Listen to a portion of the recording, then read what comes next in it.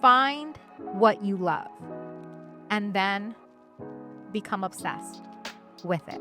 In order to have exponential growth is to find problems that exist and be the person to provide the solution.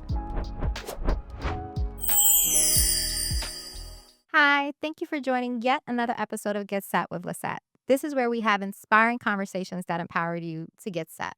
Today, and I know, guys, I say it all the time, but this one is one you don't want to miss. I am speaking with an individual that literally has had, and I am not exaggerating these numbers, over a 422% increase in his business in 1 year. So, with that, I have the pleasure of speaking today with Kris Quintana, who is the founder and owner of Precision Leverage Solutions, which is a comprehensive support partner for real estate agents covering listing management, lead management, and transaction coordination services. The company's mission is to empower real estate professionals to excel by leveraging precise management, lead management, and transaction coordination services that elevate their success. Hey, Kris, Hey, how are you? well, it's another day, so I can't complain. Amen. I can't. So, we have been talking about you and I having this sit down for a while. We have. So the fact that we're finally having it, and just personally, we both have had so many different changes happen in such a short amount of time when you think about it. Mhm. Like, I personally don't believe in coincidences, and I feel like this is the time Yeah, to have the conversation. I think so. You ready? Oh, yeah. Okay, so one of the things that I always do before we get started, and it's typically to get the jitters out. Now, I know you are a cool, calm, and collected kind of guy, so ain't no jitters going on over here. But I do a little bit of an icebreaker. And I thought that because of the fact that we're really going to be talking about business and we're going to be talking about what it means to grow a business, this is going to be a this or that, but business edition. Okay. Okay, sounds great. So here we go. Are you more of a take the risk or play it safe? My wife will tell you that I will risk it for the biscuit. I know that's right. Okay, wifey. Good luck with that one. Are you a work late or wake up early? It honestly depends. Like, Okay. I'm probably more in my um, older years now a morning person, but I used to be work late. Okay. Okay. Are you more of a delegate or do it yourself? I will delegate when I find the person that I can trust to delegate it. That's a word right there. Trust. Clock it. Yeah. Like, that's it, because you need to know that you're delegating to the right individual. I mean, Kaylin. Shout out to Kaylin. We'll get to you later. If you know, you know. For those that don't, she's just an amazing individual. So, Mhm. all right. And then the final one, and this one, there honestly is no wrong answer. Okay. Are you more of a listen to the podcast or are you going to watch the YouTube? I'm probably gonna watch it. Okay. Yeah. You want to see? I need to see it. I need to see what's going on because, there's some things that you just can't get visually, by listening. I want to see what's going on in the room. Absolutely. I'm not mad at that. Okay. Well, now that the jitters are out Mhm. and we're ready to go, one thing that I am really big on, and I say this all the time because, again, I started this episode by explaining the fact that you had a 422%, right?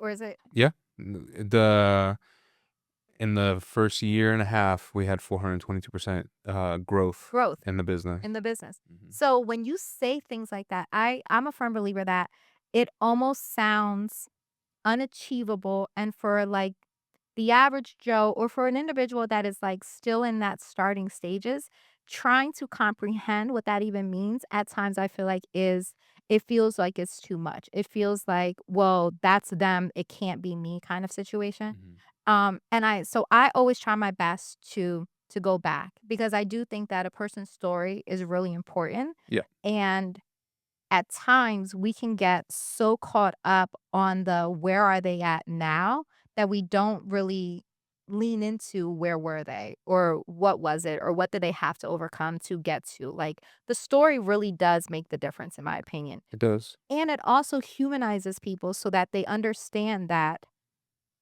not everyone's story is the same. Not everyone's road to success or just the road of life is the same. But where you are today doesn't have to be where you are tomorrow, and it doesn't have to dictate what your life circumstances are like. So I love the opportunity to just go back. Let's talk about like the backstory. And then that way allow people to say, oh, no, Kris did recognize or did go through or did experience certain things as well. Mhm. So in that same regard, where did you grow up? What was your childhood and adolescence like? Like, let's take us back to young Kris, which It's always a story, you yes. know. So young Chris, I was born in New York, Mhm. Roosevelt Hospital, shout out Manhattan. Go ahead. Um, my dad's side of the family's from Harlem. My mom's side of the family's from the South Bronx. Still Okay. have family in both. Mhm. Uh, I just went there. Just went to Harlem like a week ago. It is not the same Harlem that I grew. Yeah. We'll leave it at Yeah. that. Yes. So, um, my dad was in the army, and so, he got us out of the hood, like, Yeah. that was something that was important to him, for him and his family, like, he wanted to get us out, so, um, we lived in New Jersey, we lived in Georgia, we lived in Germany, we lived Oh, all over the place. okay. Um, like, lower middle income, Mhm. nothing flashy. Um, most of the childhood, like older childhood was in Georgia. I lived, and then every summer I go back to New York Okay. and stay with them for like 2 months. Shout out to my aunt because, Yeah. she's a real one for feeding me every day. Amen. Uh, cause full circle, Yeah. like her youngest daughter, my youngest cousin, um, she was my intern this summer. Oh, I love that. Yeah, but, Oh, like, what yes. goes around comes around because, like, they were feeding me and taking me here and there, Absolutely. all through the summer when I was growing up, and I had one summer with my little cousin. I was like, "Geez, I'm sorry. I apologize. Yeah. I know what the black hole looks like now Right. because she can." Yeah. Cutie pie. So, but yeah, no, she's great. But yeah, so full circle, that's now I understand what they went through those summers. Growing up, we were in, Georgia, and I, um, went all the way through high school for the most part in Georgia. My parents split in 2001, Okay. and then, in 2004, I went to go live with my dad in Miami, Fun. which was a very much fun, very much dangerous. Not Yes. necessarily Very. not necessarily in a, like, physical harm kinda way, but, like, what I could've went Yeah. into. Got you. Um, and so finished out school down there, and I didn't have a plan, Okay. for life. I knew what I was interested in, but, like, I very much felt immature and didn't think that I could handle college. And so I was like, I gotta do something else. And my Yeah. dad was like, well, why don't you look at the military? So I looked at the military, Okay. examined all five services, and, I was like, I think the Coast Guard's what I want to do. Like, very much nautical. And I also wanted to be closer to home. And, Okay. um, so the Coast Guard did that for 4 years, did counter narcotics in the Caribbean, Wow. did, um, alien immigration, interdiction, homeland security, Okay. Katrina. Yeah. We helped out. Like when I first got in, it was in 2005, and when I graduated boot camp and then got to my unit, like Katrina had happened Oh, that wow. That August. August. Yeah, Okay. so we helped out with that for a little bit. Then I Yeah. did fisheries interdiction and search and rescue, things like that. So it was fun. Got hurt, um, and then left the Coast Guard. Okay. And when I left the Coast Guard, I was in Delaware, and so I had a decision. I could either stay on my own, Right. or potentially go back and live with my dad. Um, and I didn't want to go live with my parents, so Fair. Yeah, because this is years after school now, because you've already done several years in the Coast Guard. yeah, so I at You're this time about raised in school. 22. Yeah. And so I was like, I'm not going back. Okay. So I just, toughed it out. When I got out of the Coast Guard, I didn't really have a plan. I had some money, but I didn't have like any structure. And I had just switched my GI Bill from the Montgomery GI Bill to the post 9/11 GI Bill, and it wasn't going into effect until September of that year. Real quick, Go ahead. for those that don't know, what is a GI Bill? Oh, so GI Yeah, Bill. just in case for those So that are listening or watching and they're like, "Okay, what is that?" so the GI Bill is a program for military and Yeah. veterans who meet eligibility requirements, which I think is a minimum of 90 days in service. Yep. Um, that they essentially pay for school, Yep. college for you, or Exactly. trade, Mhm. some kind of educational um, course or a program for you to enrich Pursue yourself. something else. Yeah, Okay. exactly. Okay. Um, so the GI Bill that I was going to use was the post 9/11 GI Bill, but it wasn't in effect until that September. So I would Okay. had to use it for the fall semester, Got it. and I got out of the Coast Guard in April. Okay. So So you there had is a few some, months in yeah. between. Okay. And let me tell you, Those months. I don't want to say that was the most rock bottom I've been, but it was very close. Okay. So Okay. when I got out, I didn't necessarily have anything lined up. I didn't have housing. I didn't have like a vehicle. I didn't have like anything. Right. And at the time, the girl that I was dating, um, she she had lost both of her grandparents Mhm. at the time, and she was like, "Well, you can stay at my grandparents' house." Well, like her family didn't pay the utility bills, Oh, wow. so there was no electricity. There was Right. no running water. So There was you have a shelter basically, shelter. but literally nothing running of any sort. No Yes, necessary like utility. exactly. Got you. Okay. So, and because I needed like I had money, but I needed some income coming in, Right. I became a bouncer at a local bar, a Okay. restaurant. That was probably a horrible move for me at the time because because of, things in my childhood and on top of that with the stuff that happened in the military, like I wasn't diagnosed or treated for any of, my behavioral health stuff. So, Right. So you you know, were like dealing with some triggers, dealing with some things that are happening in the nightlife that are yep. just like, Oh yeah, yeah. technically messing with you, but you're trying to like push through because you're like, I need an income right now, but it's not necessarily the most healthy. Yeah. If I'm understanding what you're saying, it wasn't a healthy It situation. was it was beyond an unhealthy Okay. situation.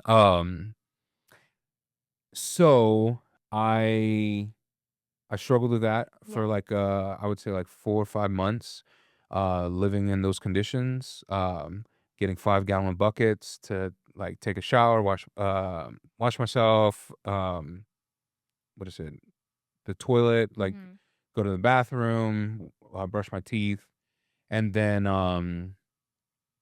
when I finally got my GI Bill and I started going to college, the way the post 9/11 works is that you get money to go to school, you get money for books, and then they give you a monthly stipend to live off of. Okay. So then I had actually more money coming in from the GI Bill than I did from my bouncer job on the Fair. weekends. So, Okay. So that was able to then kind of like, so luckily, while it's not ideal because it's still April to September is still a good amount of time and a mhm. lot can happen in months. And I think that's just a testament of like, you really can change your life, good or bad, in very short amount of time. Like Yeah. a lot can happen in months.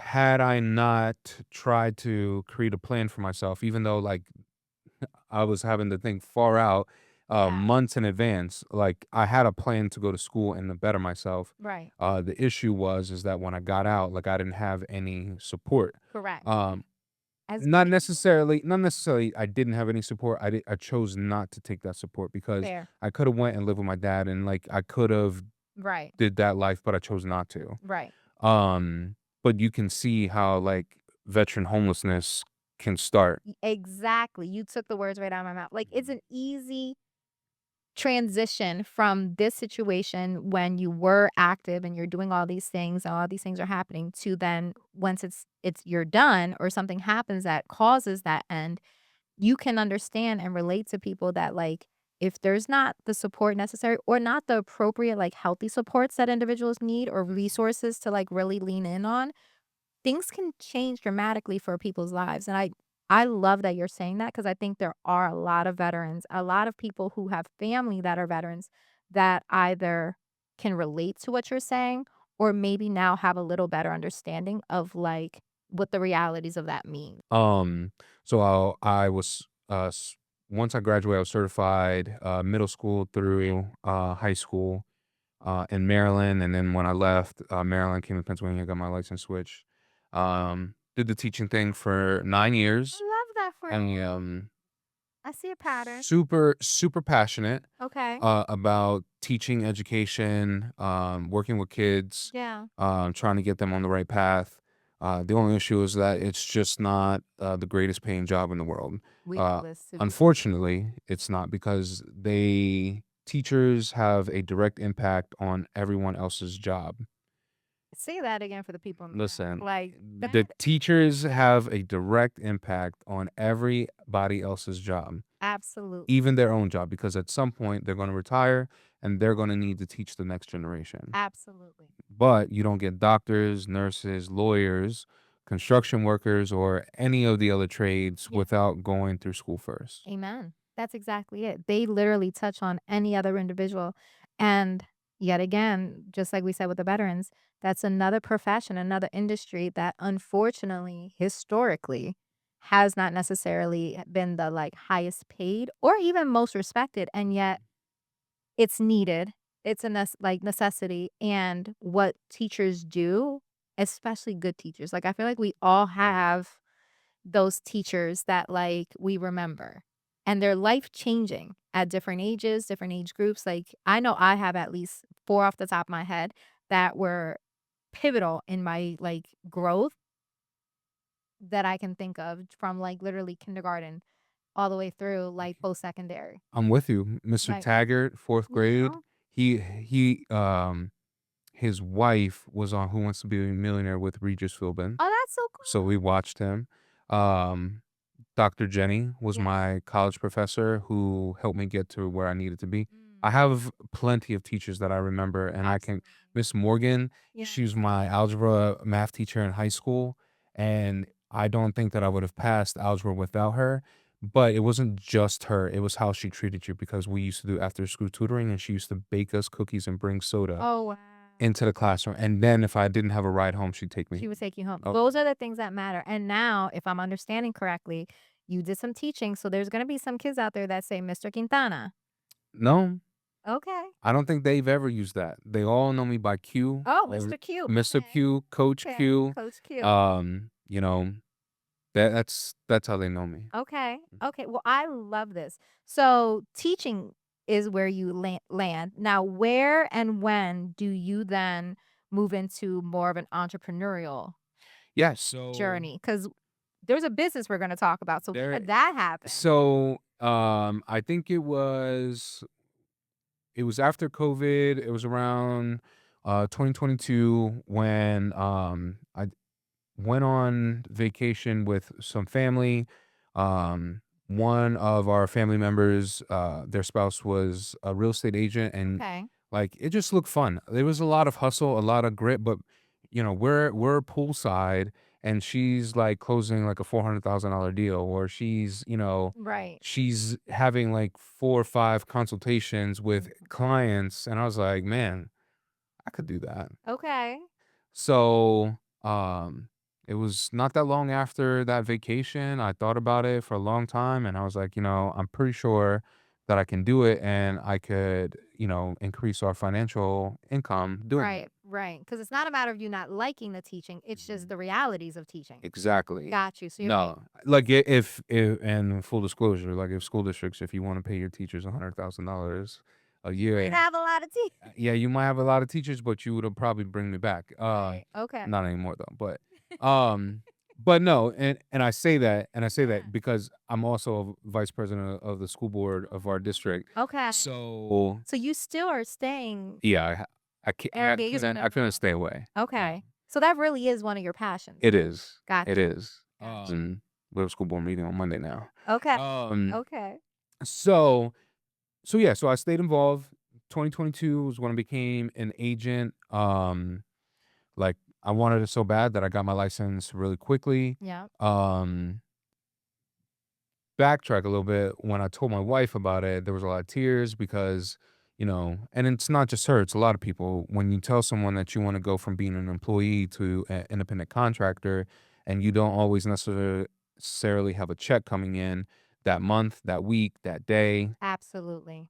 it's hard to show people the path forward, but at Absolutely. the same time, as long as you budget your money correctly, like, you can make it. Correct. But you're hitting on something because you're not alone in that. Like, I know when it's not about me, this is about you, but I can just relate. So I can't imagine other people that are able to relate. Um, we come from very similar backgrounds when it comes to familial things, and, Mhm, I always have conversations with my mom, and we talk about the fact that, like, I celebrate my parents because they went from a place of survival in their childhood and their upbringing, and they really, really, really implanted and did everything in their power to give my sister and I a different childhood, you know what I mean? mhm, There was, of course, moments and growth and things of that nature, but one of the biggest things that they did was create stability in our childhood, and I can say that, like, they did create a sense of stability, and what they've done and the ability of having a retirement now and having retirement plans, like, that's so critical to them, and I love that they did that, but I always say and so now my, like, place in life is to take that a step further, and I don't wanna just be, like, stable, I'm looking to thrive. mhm. But when you explain what that looks like from an entrepreneurial standpoint and not having the security of a paycheck, not having necessarily benefits that come within a business, it feels scary and it feels uncertain. And so for anyone that's, like, even considering that, like you said, and we're going back to that, but that is beyond relatable. Like, you're not Mhm. alone in that thought process, and you're not alone in those, like, insecurities and in those uncertainties because they're accurate and they're very real. Yep. However, when you have a vision and you have a plan and you've budgeted, like you said, you keep going. So now back to you. So wife is crying, but you tell her what? Ask, Okay, but okay. but request. Say that again, Chris, because that's another Ask. area. You ask Listen, your partner. I I love this. she truly is my partner, and not like, um, like love or anything like that, but, she is like, I very much look at us as a power couple because, she's a principal of elementary school right Love now, it. and, I don't know what the future holds for her as far as going into, like, upper admin. She's kind of told me some ideas, but then, like, she's got some new ideas now, so we'll see what that brings. But we very much talk it out with each other because if As you should.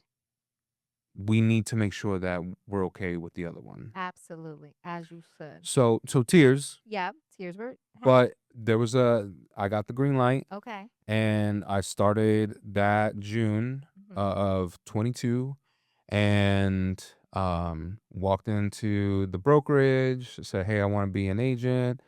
They got me all hooked up and then, within 18 months later, I won rookie of the year. Love this. Yep. Okay.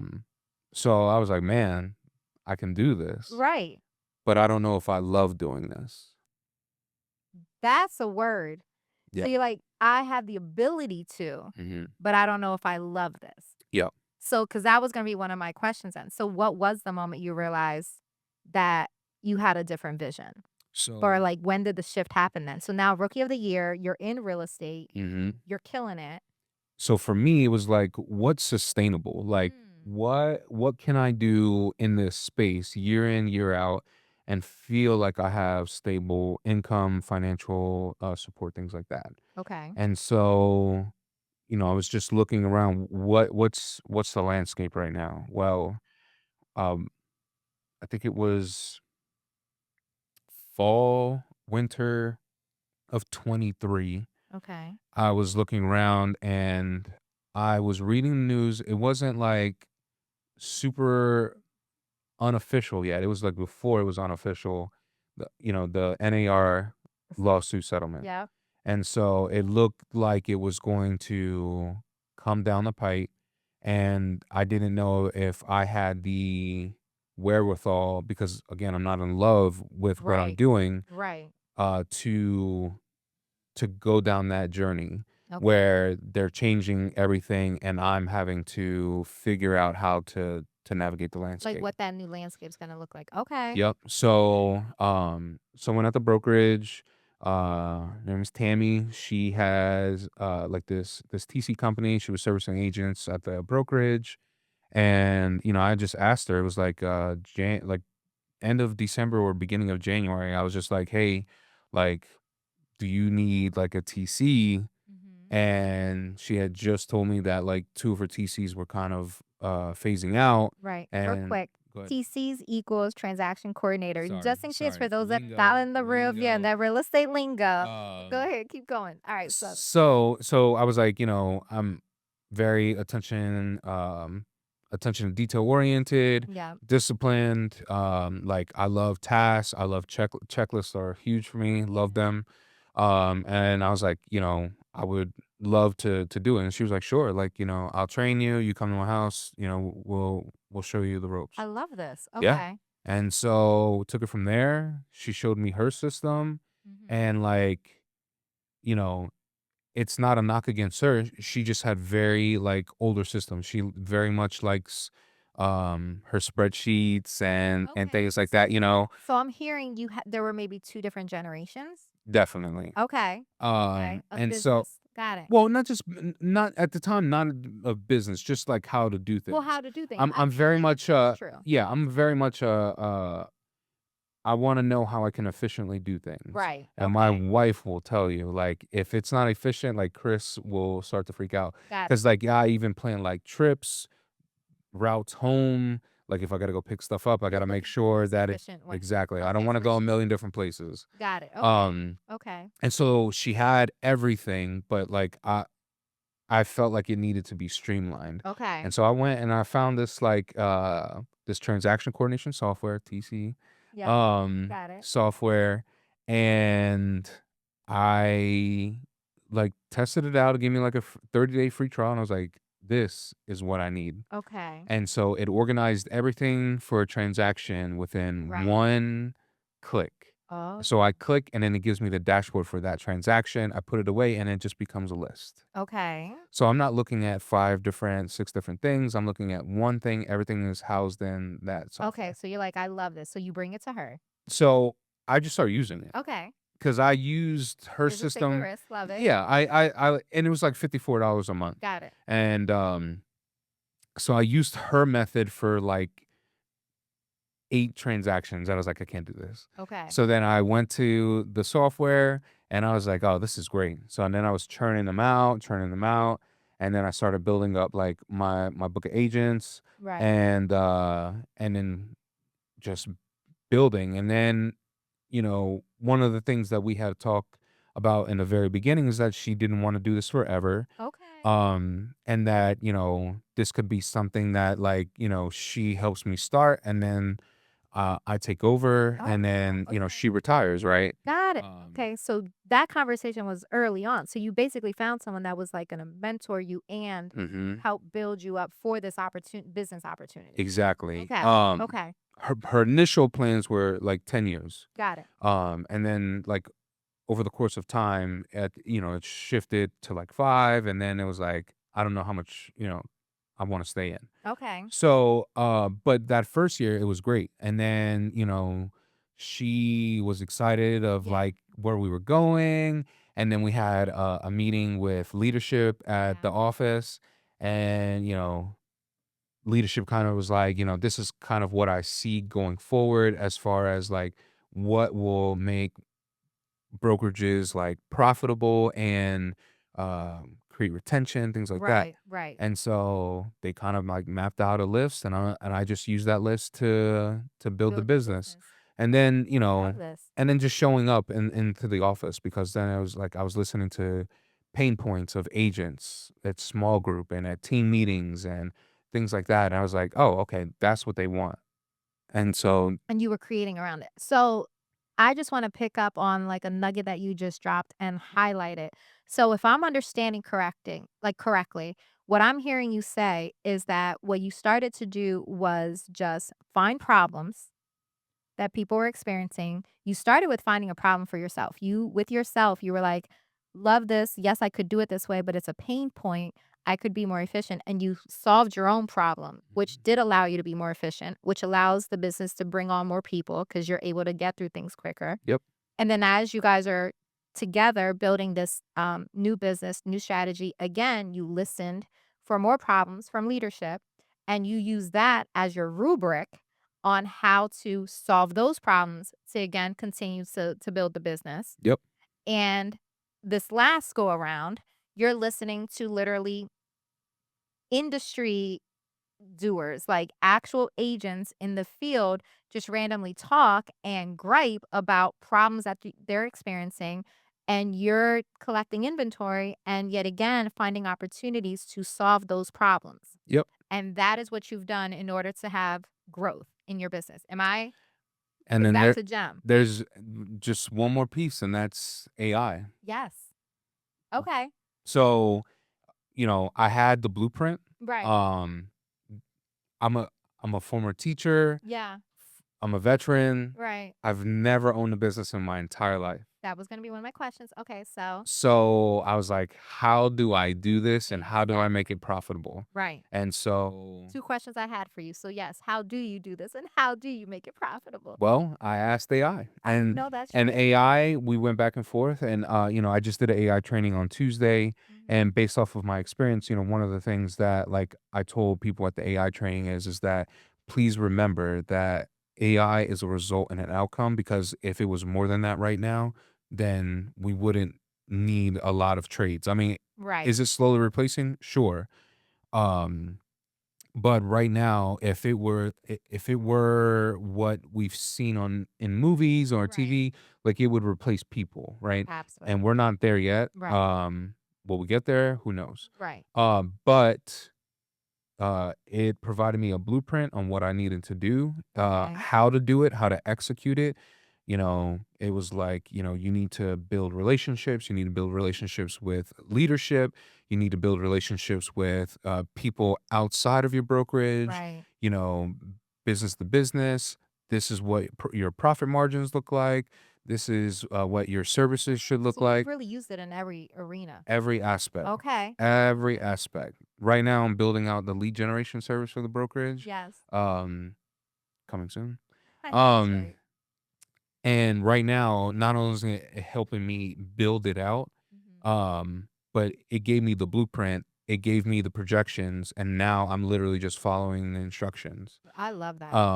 And so very, very much the similar aspect of how it started. I took the ideas, took the pain points, got help from AI, and then I just followed the blueprint. Like, if someone gave you instructions on how to be, a thousandaire or Right. potentially millionaire, Right. multimillionaire, like, would you use it? That there it is. Exactly. If someone literally gives you this.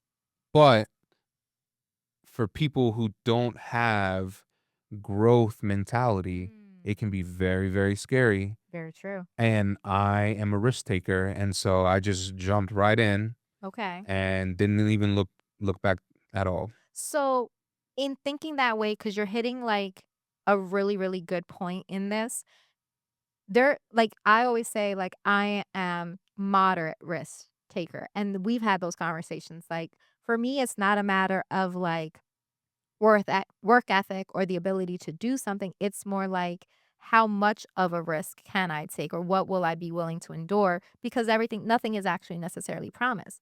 However, there is a moment, and I really believe this, where like you recognize and realize, no, this is what I have is something. Mhm. And that ability to risk take grows because you start to be able to, like, recognize, "No, I got something," like, "I know that I have something here." Yep. You know what I mean? Like, that feeling that people get? Mhm. At what point did you have that? Like, that moment of, like, "Wait a minute, this business has true potential for, like, massive growth." So, because of Tammy's background, her level of service, and then what she taught me to do, and my level of service, and the amount of agents that we were continually, like, picking up, Okay. and, like, not just we're not talking about, like, mid-tier agents, new to business agents, things like that. Like, we were continuously bringing in, like, top producers, cappers, High volume, like, high volume. leadership, Okay. agents, teams, and so I was like, "Okay, I think we have stickiness." Now how do I get them to the rest Okay. of our services? So I figured out how to do that. I used the blueprint that leadership and the pain points gave me, Mhm. rolled that out and had the blueprint for it. And then we started with marketing, and then that's kind of when I was like, okay, we're gonna do this, and we're gonna do it. We're not doing it half-assed, like we're going straight Right. in. Yep. And so January of 2024, we rolled it out, Yeah. and we had a few agents, and it was working out. It was doing really well. One agent that we have as a client right now for marketing, like she's done thousands of a percent increase, Oh, wow. um, in like her engagement, her views, things like that. And she's also gotten business from the From marketing. the marketing. Okay, so again, what I'm hearing is you are a risk taker, but you're a strategic risk taker. Like you were literally like following the rubric that you already had, listening to individuals, solving the problems like we've talked about.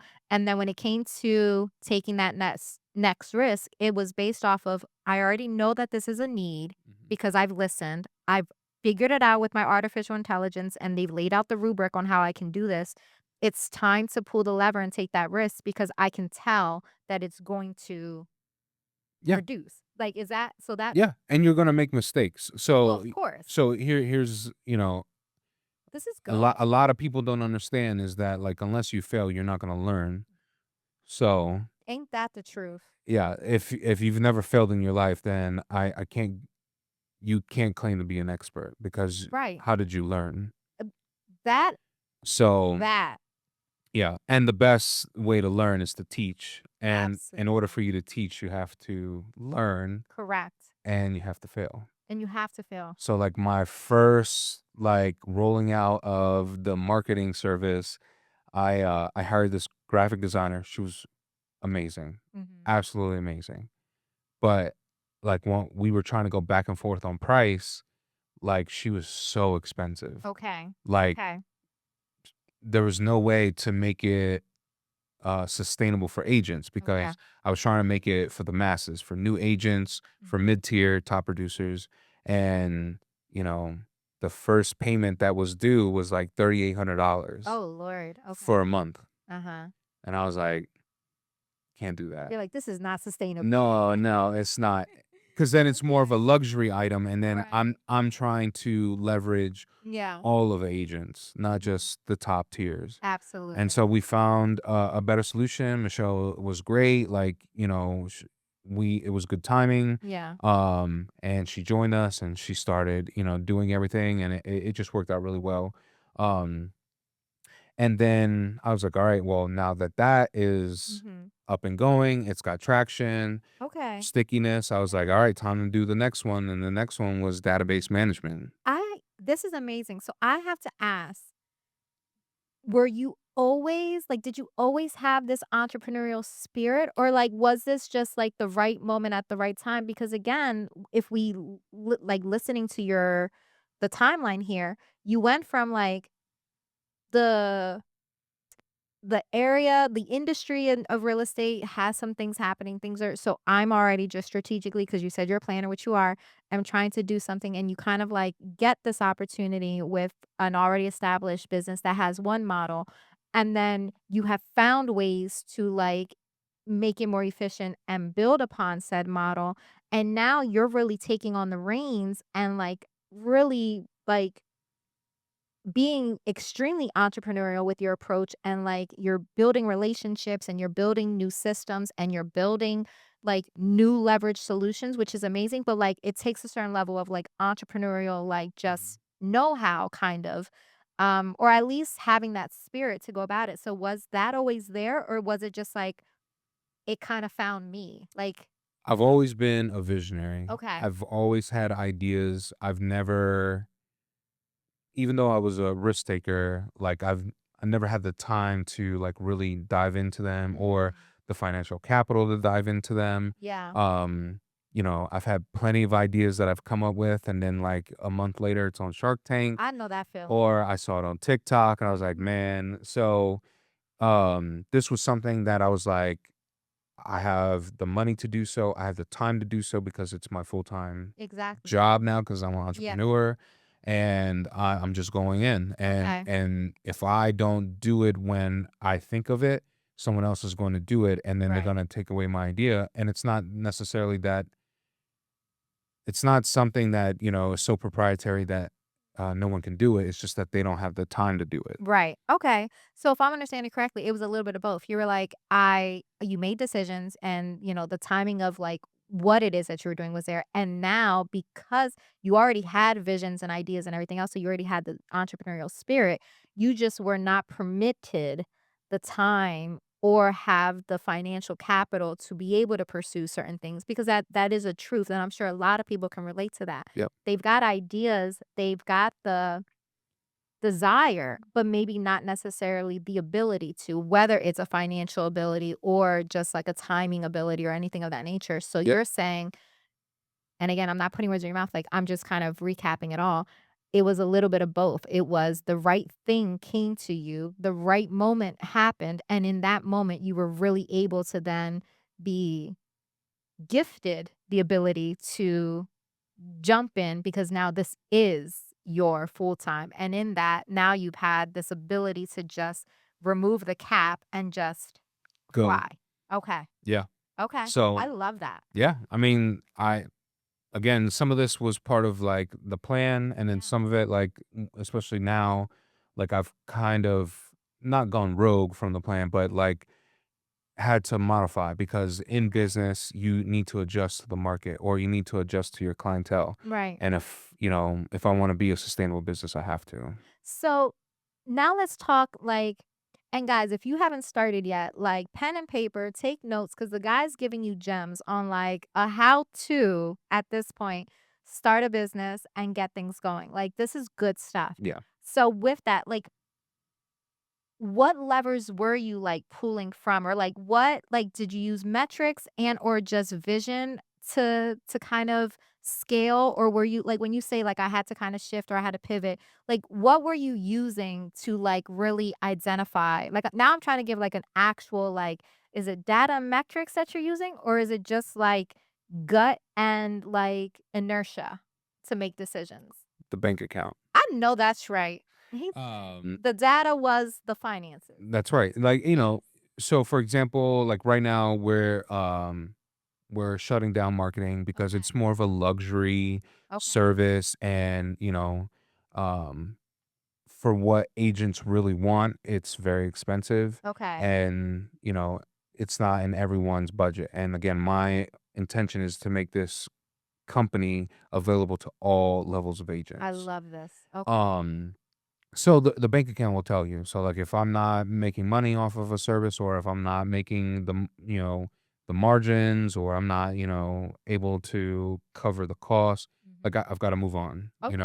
Okay. and the other thing is just like how fast are the clients coming in. So for Mhm. example, with transaction coordination, like it almost feels like at this point, it feels like every week we're looking at onboarding a new client. Oh, wow. I love that. With marketing, like, nowhere near that. Okay. But database management, Mhm. like, I've already had to hire a second database management coordinator because, our current coordinator is getting to the threshold. Okay. Um, and so I know Got it. that Okay. I hit a home run. Okay. And then I've listened, and that's why the lead gen one is coming up. Got you. Okay, so what I'm hearing is yes, you're using the data metrics. The first one is the bank account because you're like, is this actually profitable? Mhm. Is am I getting it? And then the other is like how many people are actually signing up for said service? Yep. Because if you don't have people that actually want the service, then what's the point of keeping that service? So, guys, this is what I'm saying about the taking notes. So, you have learned how to monitor whatever it is that you roll out. Keep, like, tabs on what's going on. Watch that bank account to see if am I bringing income in or is this something that is just going out? Mhm. And then you're willing to pivot. And what you've never stopped doing is listening to people's problems because that's what we talked about from the beginning. And you're continually finding something new based off of the problems. And then you make a solution, you roll it out, and based off of the metrics of like how many people sign up for that service, you're like, "Oh, yeah, I hit a home run because people really want this, and we're getting a lot of people signed up." Yep. Fair? No, more than fair. I love this. Alright, so then normally I ask for, like, advice later on, but we're gonna start shifting into more of, like, the mindset to have a business. So, for those that and I hope you guys are taking notes and stuff, what advice would you give someone who feels stuck at one level and, like, can't break through? So, like, they do have a business or whatever, they're trying to do what you're doing, like, because you are constantly, if I'm understanding you right, like, you're constantly pivoting, checking in, checking posts, pivoting again and, like, moving things. What about that person, like, that feels like they're just stuck? Like, what advice do you give someone on how to pivot and move or, like, if Y they can't get through or they feel stuck, like, what are, like give, like, top 3 things? The first thing is you gotta change your mindset. Ooh, So talk about segue.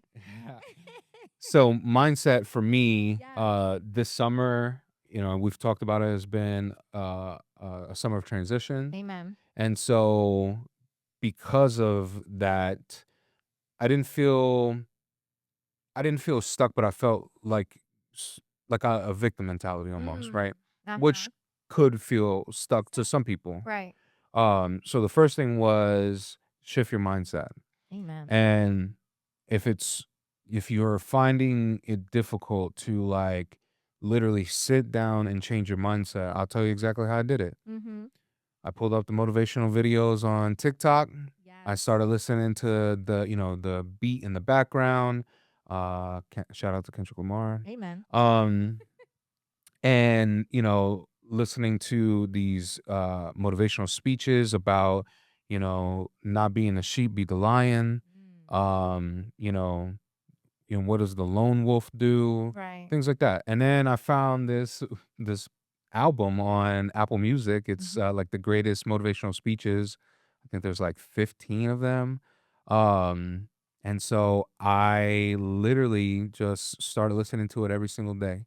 Instead of listening to music, I was listening to the speeches. I And love I this. probably have it like memorized at this point, but I just listened to it because I needed help shifting the Mm. mindset because like I didn't feel as though that like I was being alpha enough, Okay. being aggressive enough. Right. But aggressive doesn't necessarily have to be physical aggression. Correct. Like it can very much look like, taking charge of the situation. Absolutely. So Absolutely. that's like that was the Step first 1. that was step 1. Was Okay. just change the mindset. I love this. Step 2, what's the plan? Mm. So, like, what are you going to do about your situation? Right. What are you gonna do about, like, moving forward? You know, sales are plateauing, my product's not selling. My, you know, my income is not looking great. Like, Right. Right. what are you gonna do about it? Come up with a plan. Come Right. up with a plan. If you need help, AI is there. We're in a they used to say that like, before AI was so, mainstream and prevalent, they used to say that if you had a phone and the internet, like you could be a millionaire. Right. Now, if you have a phone, the internet, and AI, like you can be a billionaire. I know that's right. So you can't use it as an excuse. Okay. So I wasn't gonna use my life circumstances at the moment as an excuse. I was just gonna figure it out. Figure it out. And you're gonna have to make very hard decisions. Some of my decisions were relationship based, Okay. and I had to figure out how I was going to not only mend those relationships, but some of the relationships I was going to have to sever. Mm. And that can be very stressful. But Absolutely. again, what is it are you going to do about being stuck? Because the definition of insanity is doing the same thing over and over again, thinking like you're going to get different Come results. through quote with Albert I know, Einstein. listen, You know that's listen. my favorite. I Well, know. it ain't my favorite. Y'all know my favorite is Gandhi. But So, okay. so that I was love this. 2. Yeah. And then 3 is you got to do it. You can't sit there and have this shift in mindset and this plan without doing. It's going to be scary. There it is. You know, for me, it's like you know, jumping off of a ledge into the water. Mm. How deep is it? How far am I gonna go? What kind of Right. animals, fish are in there? Yeah.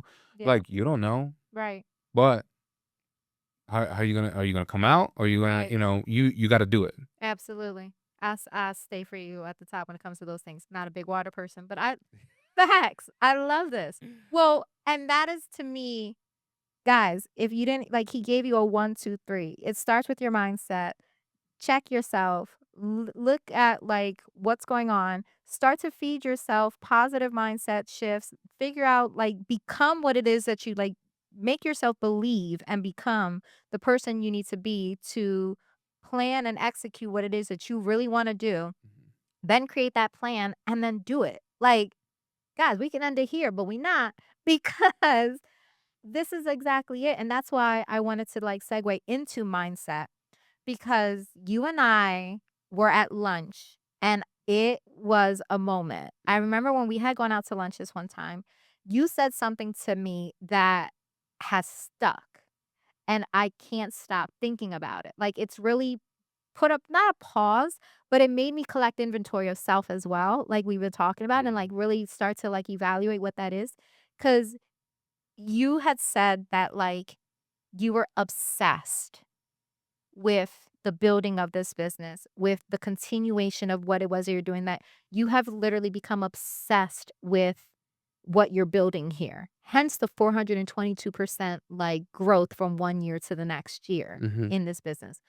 And it dawned on me, like, and you've said it earlier about the when it was real estate, like I didn't love it enough to, like, prepare myself for the changes that might be coming.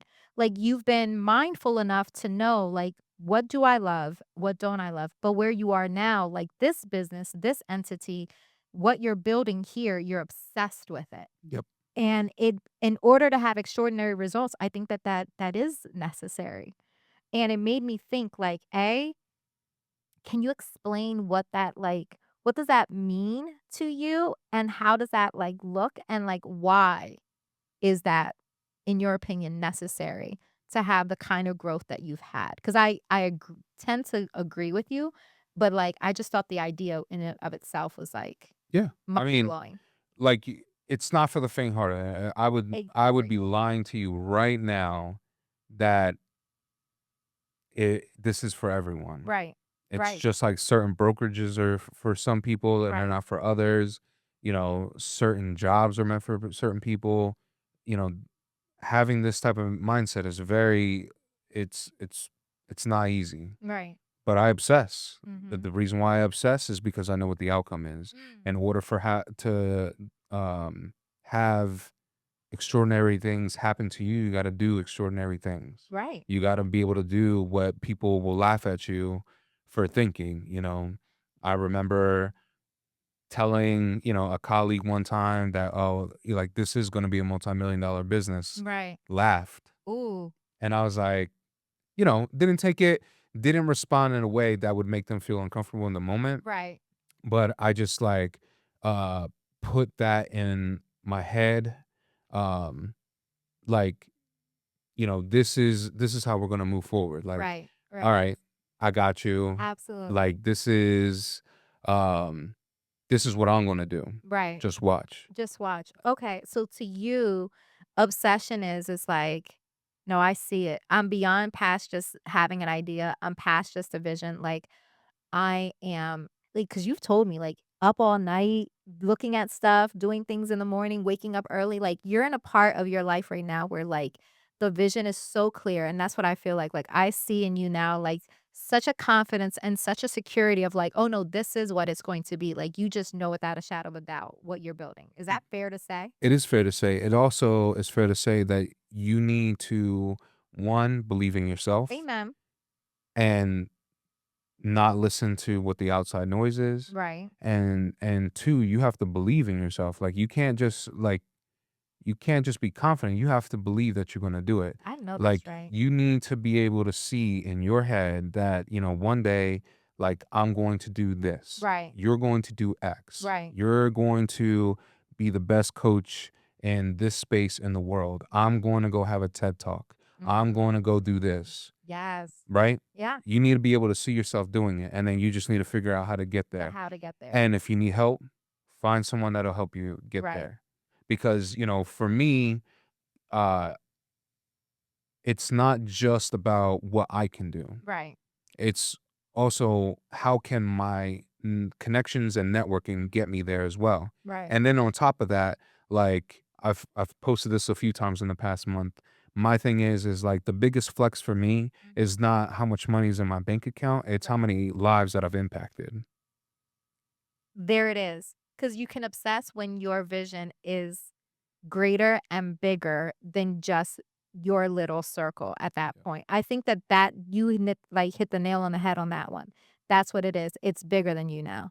Because if your dream, I remember hearing someone, and I mean, I'm sure many people have said a version of this. So I don't even want to give like one person credit. Like I know that it's like a multitude of it, but it's that idea of like, your dream should be like, should scare you. Like, you should dream big enough that it scares you, that it's like it's greater than just the you and yours around, and that is what I feel like you found. Like, you're at a point where, like, it's not just about a thriving business, it's about how you can impact, and impact to me is, like, that's where I'm at with it. Like, my goal is, and hence the reason for even just a platform, is the idea of, like, having an impact on people's lives, being able to sprinkle, even if it's just a little bit of inspiration in others. Like, the fact that I feel like I have been blessed enough to have the different career ventures that I've had, still find success in each one of them, be able to still get out of circumstances that I thought at one point in my life I would never get out of. Like, the fact that I am still here, and not only am I here, but I'm thriving and I'm growing and I'm, a learner of life, gives me the ability to give back. But what you're gonna build now is, like, a true impact that's gonna, like, outlive you, That's the and goal. that's where the obsession comes from. Is that Mhm. fair to say? Yeah, I mean, like right now, like you know, there's a lot of pressure. Yeah. There's a lot of stress and anxiety, Mm, but the reason for that is because there's expectations of me. mm. And if people didn't expect anything of me, then I wouldn't have that pressure. Right. And you know what pressure makes? It makes diamonds. Amen. And I love diamonds. Say it again. I Yep, love I diamonds. know that's right. That's a shout out to my soon to be cousin-in-law. Okay. He loves that quote. That he loves that. Oh, You know, the pressure pressure makes makes diamonds. diamonds diamonds. You Okay, know, he loves okay. diamonds. There you go, primo. See? I love well, then, so let me ask, though, like, how do you even I was gonna ask, how do you, like, balance or find a healthy balance of obsession with, like, burnout, or do you even have that? Like, because I most people would probably say that there has to be balance to a certain degree. In fact, my significant other and I, we have that argument on a regular basis on, like, the ones that truly make it, like, I don't know if there's necessarily a balance. Like, there may be times where, like, things are unbalanced and you do put a lot over here because of the greater good, or you do so for those that tend to lean towards, "Well, where's the balance, Chris?" Or, like, do you have it? Does that exist? And B, what does that look like for someone who has the obsession that you have because you know that what you're building is so much greater? I'm just gonna say it like there for me there's not a balance, and Okay. I'm not saying that's healthy. I'm not saying that's how most people do things. Right. Right now, because I've talked it out with my wife, like Mhm. she has an understanding that the sacrifices now provide the pleasures of later. Mm, So she knows what the goal is. She knows what my financial projections are. okay. She knows what the company's projections are. She knows what I want to do. And so she knows that the next 2.5 years are going to be a sacrifice. Okay. But it's to get everyone to a place where we can just go to a place and swipe the card. And I don't even know how much money it costs, but it's You what know I, we were good, right. yeah. I love it. So, if and again, because 'cause I'm real big on recapping as we keep going so that people don't miss it. Because he's hitting y'all with a lot of beautiful, like, nuggets to take on with you if and when you choose to do whatever it is that you're gonna do in your life.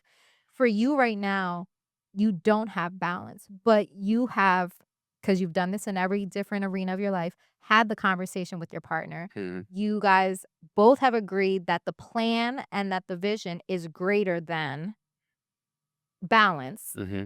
and you do have the support so that you don't need to necessarily have that, because 'cause you're in a position right now where it's like, it doesn't matter, do what you have to do, Hmm. and let's keep it going because we both agree that what's to come is more important than Exactly. necessarily balance. Yep. So So what do you say to people who think that that's being too obsessed, or like being too obsessed is actually a weakness? Because, there are people who have, who would fight the contrary, that will try and tell you that like you're, in order to be successful, like you have to have all areas of your life kind of figured out. That, that idea of like having, the time for self and self-care to ensure that, like, you're not putting yourself in a position for burnout.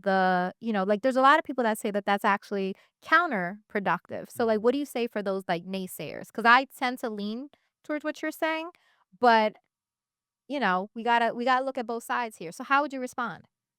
My response would be is that, you know, being in the military prepared me for sacrifices like this. Amen. There are things that I've already sacrificed enough in my life, and uh, time is something that I can more than sacrifice at this point Mhm. because I know what the longevity is. My Right. health, is that balance right now? No. And um is it a priority for me? Yes. But Okay. like I know the short term is that without the sacrifices that I'm making right now, like, I'm not gonna be able to take care of my health anyways. Oh, You know what I mean? okay. Right. So So you feel like where you are now, you're like, I do know, and it sounds like you're self-aware. mhm, And where you are now, you're like, I could do better here. I know that this and that is, but you have made your decision and your mindset is, at all costs. I, amen. You're like, that's where you're at. Now, again, I personally think that not only is an obsession that you have, but I think that you really have found like your niche. Like, I really think that this is where you thrive. Like, you have natural skill sets that like just mend well with the business model that you've created. So I tend to think that like that's more of a passion of yours. So like where does passion and obsession, is it like passion and obsession? Sorry guys, that felt like a tongue twister.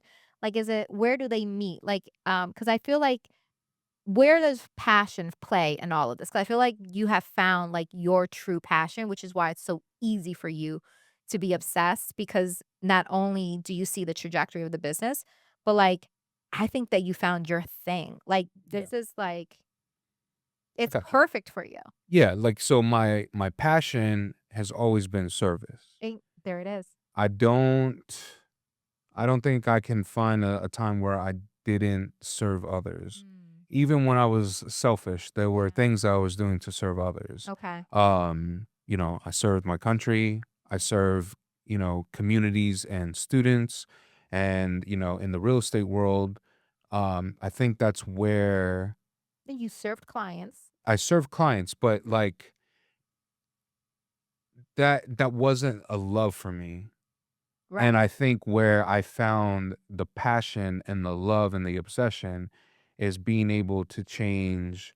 It's, agents love being able to take care of their clients. Right. And I wasn't in love with that. It's Mhm. not necessarily that I didn't care about them or things like that, but I care about the agents that I work with because Mhm. I don't view them as colleagues. I view them as friends and family. Absolutely. And for me, it's like if they do well, I do well, and if I do well, then we all do well. Right, right. So, like that's the passion for me is service. Okay. And then the obsession is how do I bring us all to the finish line? Mm. Okay. Okay, so, because again, this arena, now I'm talking about like the mindset that you have to have in that. So you're like, your passion is service. Like, at the end of the day, you're looking to service individuals, but you have found that you love to help those that you work closely with, that you love to see individuals that you view as friends and family, continue to build, and you have found a way to service and be of service to them.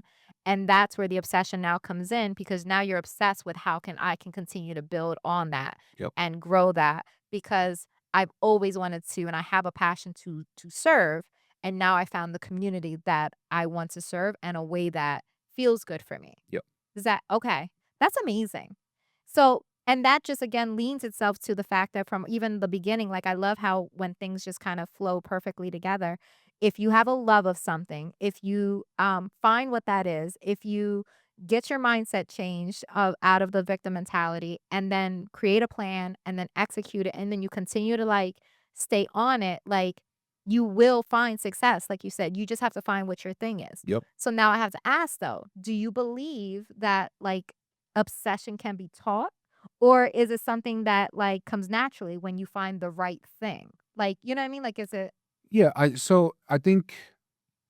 I think obsession is something that needs to be intrinsic. It mm, cannot be from the outside. It has to come from within. it's a within thing. So because it comes with it from within, I it love needs to be passionate. Like you yes. need to I don't think it can be taught. Like Lori Grenier on Shark Tank one time said that, I can teach you how to work. I can teach you like how to work in my system. Like I can teach you a job, Right. but I can't teach you how to be a nice person. Mm, yeah.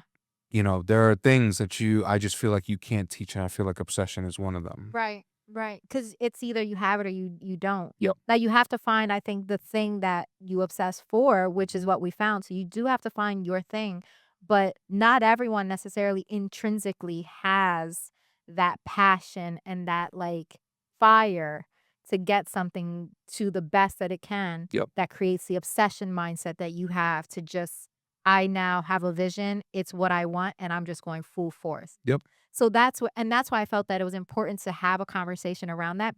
Because I have been obsessed at the fact that like that conversation about the idea of like, well, you need to find what you're obsessed with. Like it's been in my head. And I think it's important for people to really consider like go deep, go within. Think about, are you obsessed with whatever it is that you're doing? Because if you're not, then maybe the reason why you're not having the success that you need is because it's not the right thing. Mhm. And that's okay to pivot.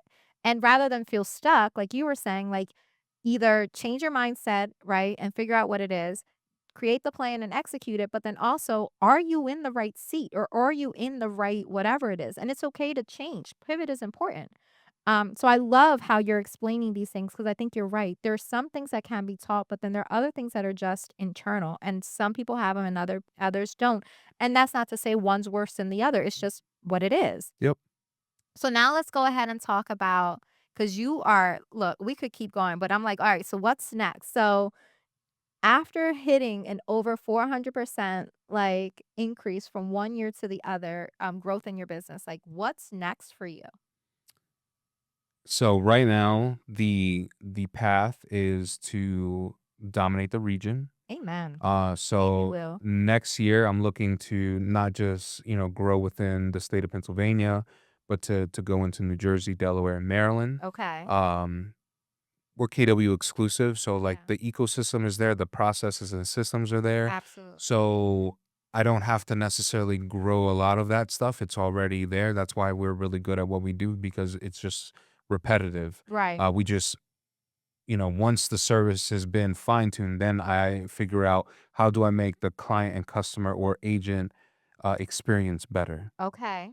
And Okay. then, so growing into the region, once we kind of dominate the region, we'll go to the coast, Okay. take down the East I Coast, love this for you. move out I mean, into the Midwest. KW is international, my guy. Exactly, and KW is Keller Williams, guys. yeah, and so I mean, the goal for me, like the finish line for me is to either be a Keller Williams national Mhm. partner or to sell it to Keller Williams and, it's theirs. But, Okay. and then one of my goals is that when I do sell, I pull a Mark Cuban and, as long as they meet eligibility requirements, and depending on how much that check is Yeah. from Keller Williams, I want to make them millionaires. Yes. I love that. Yeah. You really are gonna do this. So you have, all right, so you've got a future, like you have a lot, but you also have plans on like first region, then coast, then. So I love this. So you're like, I've got the long, long term, but I also have like these steps in between. Mhm. So now I have to ask, like, because again, we're talking about business, we're talking about growth, we're talking more than anything, the mindset needed for growth in business. Mhm. So I guess the next question for me, because I have a few here, but I'm like, I feel like the next question just to kind of is like, how do you keep yourself like staying obsessed when goals get bigger and the stakes get higher? Like, because from the business standpoint, like, how are you able to continue to do that? Because now it's not just a matter of like the building of the business that you created. Like, when stakes get bigger and the goals are bigger, like, how do you still find ways to stay obsessed in that? So, um, You like these questions? shout out to Michael Jordan. Amen. If you have not watched The Last Dance on Netflix, I highly recommend that you do because while it's not necessarily about business, there's a lot of mentality Hmm. shifts that he has or the way that he thinks about things. And one of them is that like he would find motivation to challenge himself. Mm. And that's how he pushed himself to be the best, the GOAT. It's not LeBron. Um We're not here to discuss any of those conversations, so but I understand. but that's, that's how he pushed Yeah, himself. 100%. And so, one of the things that he said in Yeah. that is that if he couldn't find anything, if there was absolutely nothing that he could find, he would make it up. Mm. And so I haven't had the chance to do so yet, but I do find like myself in that space where like if I get to a point where I feel that I'm content, like I got to figure out a way to make it up. I love that. So you're like, I'm never like, contentment is not something that you're willing to be a part of. No. You will, if you, right now, you're more than hands full. You've got a lot trajectory as, but if you ever find yourself in a state of contentment, then you're going to create or make up, like Michael Jordan said, something to challenge yourself in, Yeah, whatever that is. because being comfortable is the opposite of growth. Oof. And shout out to, Brittany, you got to be comfortable with being uncomfortable. Absolutely. That is a big must in not just our industry, just in life. Yeah. Like, you have to learn to be comfortable with being uncomfortable in order to really have growth. Yep. But that goes back to the idea of the growth mindset. Like, not just the idea that we're talking about when it comes to the obsession, but like having an ability to think growth-mindedly, to know that you have to be uncomfortable, to be willing to push through things. Like, again, it goes back to what are you feeding yourself? What are you saying to yourself? And what are you, like, giving yourself from a mental standpoint, right? To ensure that you've got the right thoughts, the right way of looking at things, the right mindset, so that you then can be the kind of person that challenges yourself and does different things. So now this has been an amazing, amazing conversation, Chris. Like, we can talk forever. But I do love to, although again, you've left nuggets throughout. But I like to, before I give my key takeaways, and I'm sitting here thinking about them because I got a lot and I'm trying to, I put them on the spot. So I'm like, I'm trying to think about what I want to say.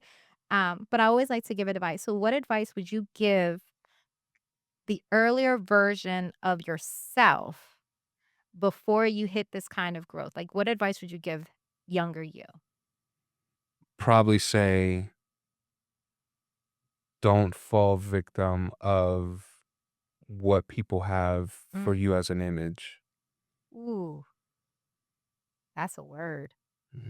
Because people portray an image of who you are and you start to feel that way about yourself, but Mhm. that's not who you truly are. Mm, and sometimes that's projection of themselves as well. So that's a word we could There's a lot. that's a lot. I was gonna say we could literally start to, like, peel that one back, but that's amazing. So do not fall victim to what people are portraying you as or the person that they're trying to portray you as. Don't Yep. be that victim.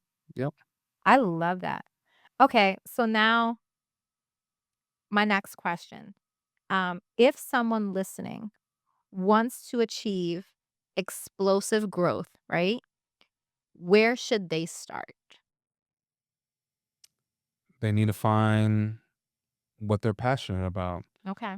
Um, you're not gonna grow something that you don't love.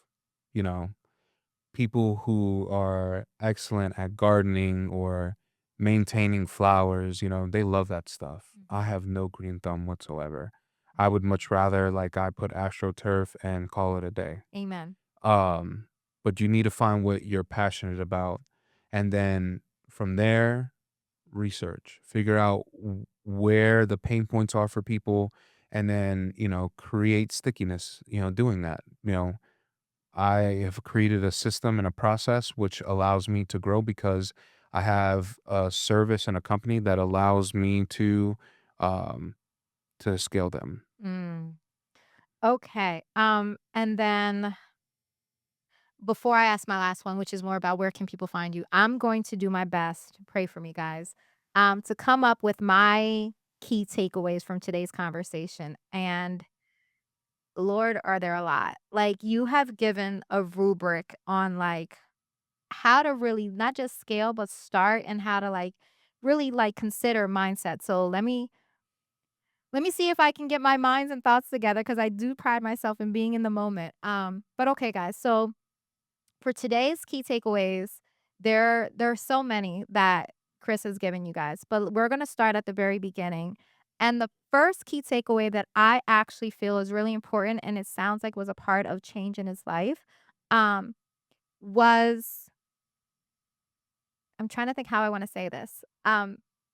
There was a point in his life where a decision had to be made, right? He could go back home where there's a sense of comfort, or he could choose to bet on himself and go in a different path because he felt that that was what was important for him. Um, I know for myself, and I'm sure for many people listening and watching, like we all have those moments in life, right? It's really easy when you leave something, whether it's for him, it was like at the end of his service with the Coast Guard after getting hurt, like whether it's a moment that changes for you, whether it's ending school, whether it's the loss of an employment, like there's a moment where it's real easy to just take the comfortable route and go to whoever those supports are, or go to um whatever that comfort is, that's easy, right? Sometimes the road less traveled is going to be what allows you to uncover the greatest aspects of you, as well as, the greatest opportunities that you didn't even know, you could uncover. So that's the first one, like, rather than take the comfortable route, sometimes take the road less traveled. That's my first takeaway. My second key takeaway was find what you love and then become obsessed with it. He has said multiple times that, he's been in different career ventures. Kris has, looked at, been a part of different opportunities, whether it was the Coast Guard, so his passion was service, right? But he found when he was in that arena and he was serving people, within real estate, but he didn't love it, that he could not have the same type of success that he could have had, like, he was still being successful, so sometimes don't confuse being successful with, "Okay, then that means I love it." He recognized there was no love for it, so he found a way to serve someone else, right, a different population, in a way that he could love to do it, and then became obsessed with it. So find what you love and then obsess over that. My third key takeaway, and he talked about this, in order to have exponential growth in any industry, in any business, what you need to look to do is to find problems that exist and be the person to provide the solution for said problem.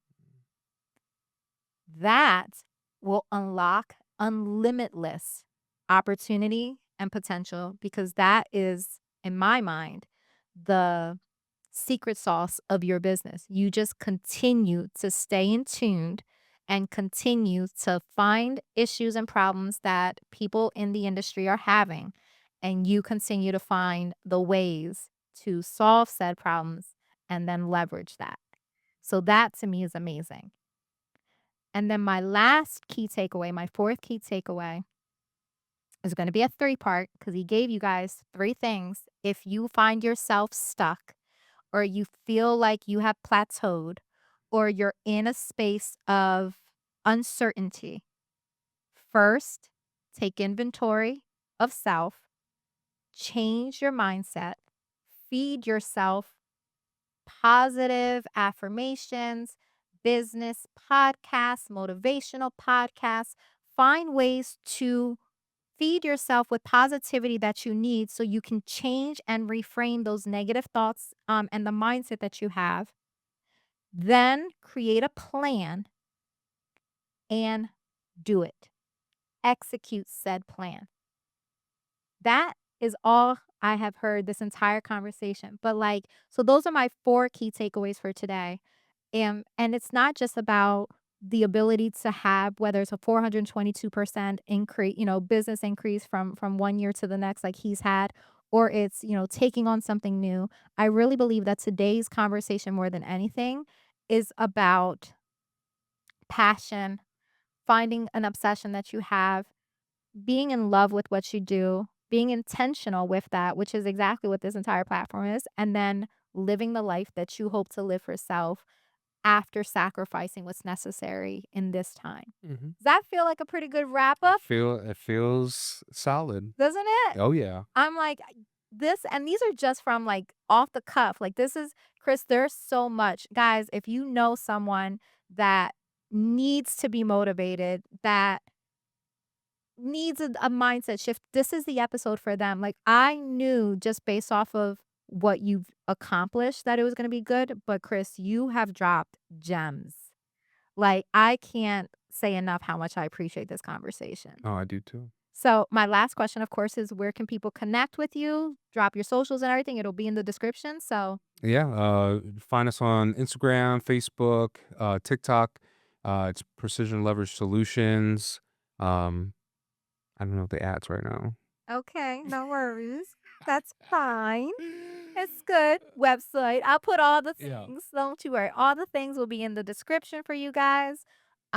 If you are a Keller Williams specific agent, and you're in the central Pennsylvania area for right now, right? I feel. Yeah, I mean, if you're in Pennsylvania, you're a Keller Williams agent and you're looking to grow your Here business, we I go. I have plenty of ways to, scale and grow it.